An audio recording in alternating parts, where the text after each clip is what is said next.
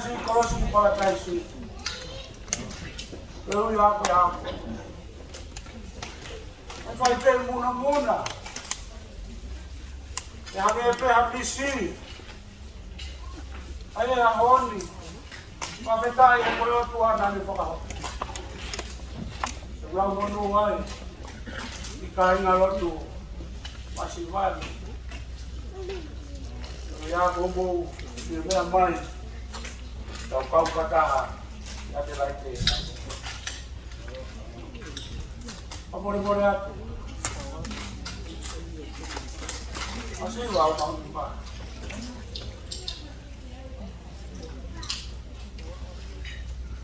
Itu kan kalau dekat doang. Sekarang itu gua ada lagi.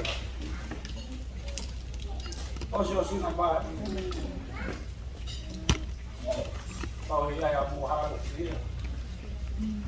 Kau boleh ya. Buat tuan.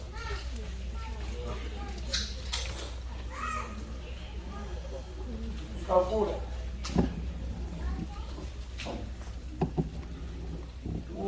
Vahenga si Wito. Kau mai boa de kau. Kolosi tu dia tonga ya Adelaide.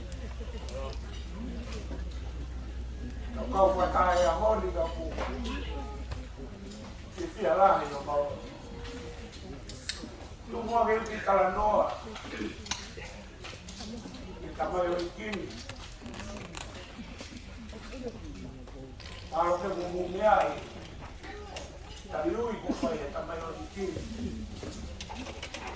Wike ua, itu kiki, saya kau. Boleh lihat kira. Saya mahkota Noah. Pada mai kau.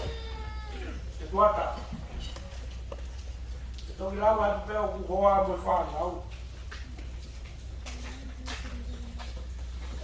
Ya aku kata orang itu. Kau pula. Itu semua yang honi. Saya mau dia. Saya tahu berpamau. Kau masih faham. Kalau ni nak kita mahu ni. Kau dah. Ada sekarang pergi orang buat. Ada apa ni? Kau buat dekat ya. Kalau tu ada lei, kau buat. Dia orang lain pada tak. Kalau macam orang di bawah kelas, saya orang tu kau dia kita. Kalau menua tu, tu ya betul mereka anak, menua ini bawa. Kawan kita tu kamai lau Mario ini, tu kamari atau Mario tu, dia mengan Kuata untuk anak dia. Saya itu tahu tak sih. Yang mau fail yang tahu baik, dia bawa. Masih dia fokus. Bunga mai utang amalolo he mata pelo kawaki se ve atai de buke toki se ve atuai mata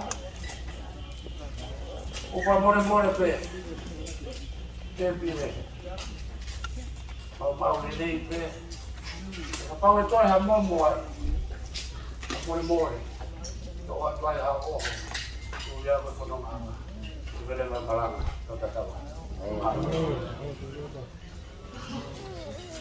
Halo, halo dia.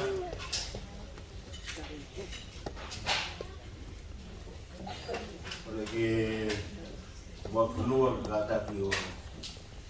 Semua tadi si tak berapa. Ini dia mau keluar. Korea tu dia musik kita panggang, mau kata kemana dia pilih. Saya tomat dan tahu kato.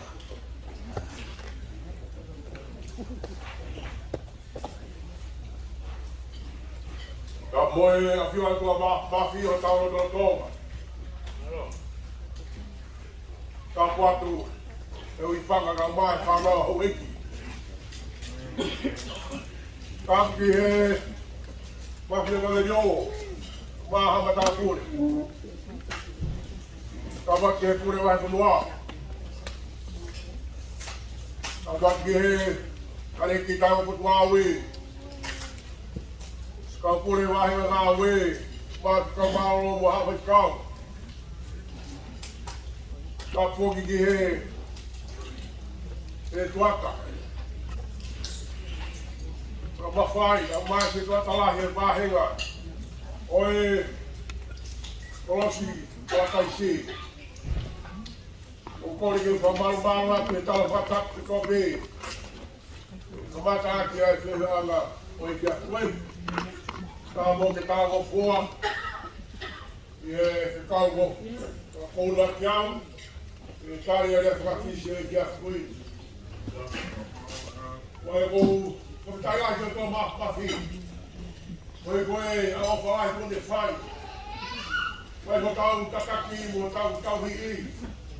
Ea, ka kolo tau ai, e uaki, e ki anga ai tau whakakoloa koe. Hai alo tai ke fia.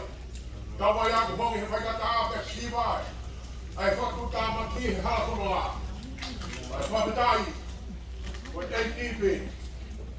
Wai hota whakata hai. E kolo whaafo whakoitu. Kolo koli wate laite. Tau mata hake kolotu ko hake. Tau mata ia masangi ai. I ho whape ai o tua. Ake koe, rea ta koe rea, tari ko whai e he, se kata lahi. Moe whakau kei. Waka, kau mai kai galo tū. Whakawhungai atu e whapalo la. Kei kau pure Vahenga.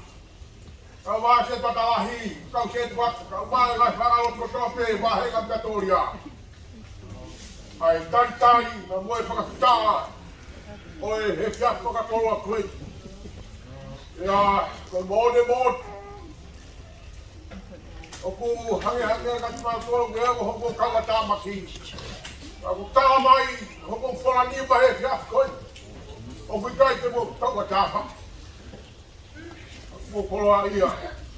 Mātu ma pe. Ko mō iaki a nāwe a eki. Ake koe, matau kei ko ke whai te whaki. Wai koe whamalo. Ki e hoa e whaikau. Alu tongi. Mōne mōne, ka mai oi koe whai maheni muia. Leo ko pure e tua mawha. Ka mai oi ki nai tō nunga. Ngāo e sesi. E koe mutoi, lawe iria. Ake ka tau se tuata, ka mai